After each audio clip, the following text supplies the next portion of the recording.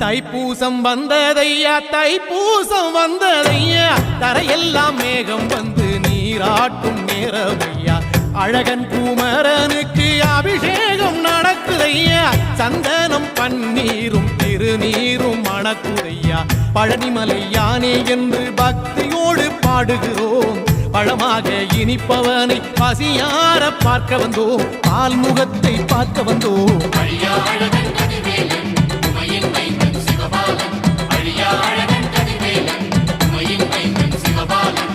தைப்பூசம் வந்ததையா தைப்பூசம் வந்ததையா தரையெல்லாம் மேகம் வந்து நீராட்டும் நேரமையா